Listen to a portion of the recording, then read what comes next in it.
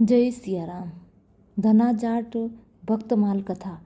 एक गांव में भगवत कथा का आयोजन किया गया। पंडित जी भगवत कथा सुनाने आए। पूरे सप्ताह कथा वाचन चला।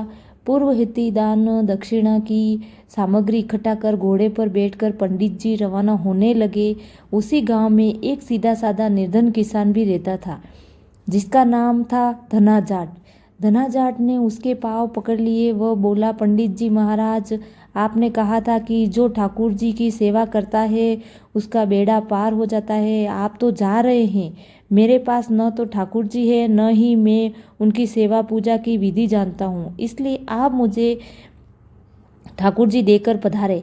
पंडित जी ने कहा, चौधरी तुम ही ले आना। धना जाट ने कहा, मैंने तो कभी ठाकुर जी देखे ही नहीं, कैसे लाऊंगा। पंडित जी को घर जाने की जल्दी थी। उन्होंने पिंड चुड़ाने को अपना भंग घोटने का सिलबट्टा उसे दे दिया। बोले, ये ठाकुर जी है, इनकी सेवा पूजा करना। धना जाट ने कहा, महाराज मैं सेवा पूजा की विधि नहीं जानता, आप ही बताएं। पंडित जी ने कहा, पहले स्वयं नहाना, फिर ठाकुर जी को नहलाना, इन्हें भोग चढ़ाकर तत्पश्चात प्रसाद ग्रहण करना। इतना कहकर पंडित जी ने घोड़े को एड़ी लगाई व चल दिए। धना सीधा एक सरल व्यक्ति था। पंडित जी के कहे अनुसार सिलबट्टे को बतौर ठाकुर जी अपने घर में स्थापित कर दिया। दूसरे दिन स्वयं स्नान कर सिलबट्टे रूप ठाकुर जी को नहलाया। विधवा माँ का बेटा था, खेती भी ज़्यादा नहीं थी, इसलिए भोग में अपने हिस्से की बाजरी का टिक्कर, एक मिर्च की चटनी रख दी। ठाकुर जी ने धना ने कहा, पहले आप भोग लगाओ, फिर मैं खाऊंगा। जब ठाकुर जी ने भोग नहीं लगाया तो बोला, पंडित जी तो धनवान थे, खीर पूड़ी व मोहन भोग लगाते थे। मैं तो निर्धन जाट का बेटा हूँ, इसलिए मेरी रोटी चटनी का भोग आप कैसे लगाएंगे। पर स्पष्ट सुन लो, मेरे पास तो यही है भोग है, खीर पूड़ी मेरे बस की नहीं है। ठाकुर जी ने भोग नहीं लगाया तो धना भी सारा दिन भूखा रहा। इसी तरह वह रोज बाजरे का ताज़ा टिक्कर, एक मिर्च की चटनी रख देता एवं भोग लगाने की प्रार्थना करता। ठाकुर जी तो पसीज ही नहीं रहे थे। यह क्रम निरंतर 6 दिन तक चलता रहा। छठे दिन धना बोला, ठाकुर जी चटनी रोटी खाते क्यों नहीं, शर्माते हो क्या? आप कहो तो मैं आंखें बंद कर लूँ, फिर खा लो। ठाकुर जी ने फिर से भी भोग नहीं लगाया। धना जाट भी भूखा प्यासा था। 7वें दिन धना जाट बुद्धि पर उतर गया। फुट फुट कर रोने लगा। कहने लगा कि सुना था आप दीन दयालु हो, पर आप भी निर्धन ही कहाँ सुनते हो। मेरा रखा यह टिक्कर चटनी आकर नहीं खाते हो, मत खाओ। आप मुझे भी नहीं जीना है।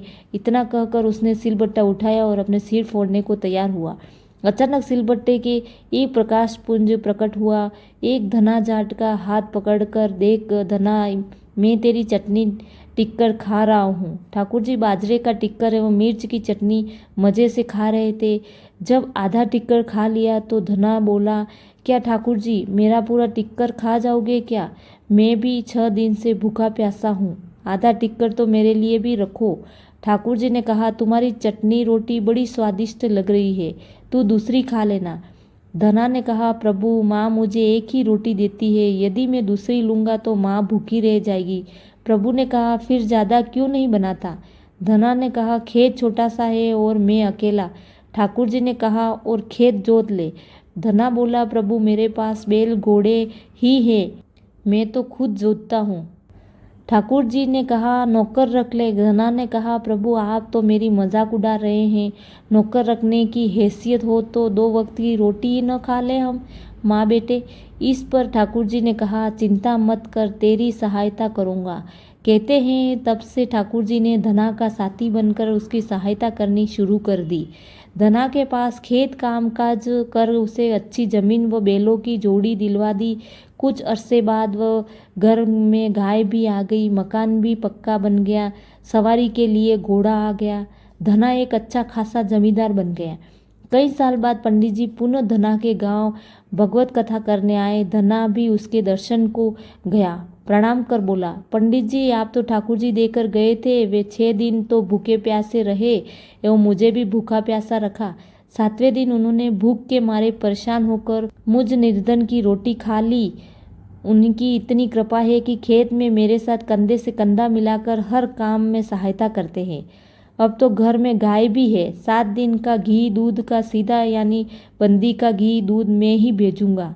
पंडित जी ने सोचा, मूर्ख व्यक्ति है, मैं तो भांग घोटने का सिलबट्टा देकर गया था। गांव में पूछने पर लोगों ने बताया कि चमत्कार तो हुआ है, धना अब निर्धन नहीं रहा, जमींदार बन गया है। दूसरे पंडित जी ने धना से कहा, कल कथा सुनने आओ तो अपने साथ उस साथी को लेकर भी आना जो तुम्हारे साथ खेत में काम करता है। घर जाकर धना ने प्रभु से निवेदन किया कि कथा में चलने तो चलो। प्रभु ने कहा, मैं नहीं जाऊंगा, तुम जाओ। धना बोला, तब क्या उन पंडित जी को आपसे मिलवाने घर ले आऊं? प्रभु ने कहा, बिल्कुल नहीं, मैं झूठी कथा कहने वाले से नहीं मिलता। जो मुझसे सच्चा प्रेम करता है और वो अपना काम मेरी पूजा समझकर करता है, मैं उसी के साथ रहता हूँ। सत्य ही कहा गया है, भक्त के वश में है भगवान। जय श्री कृष्ण।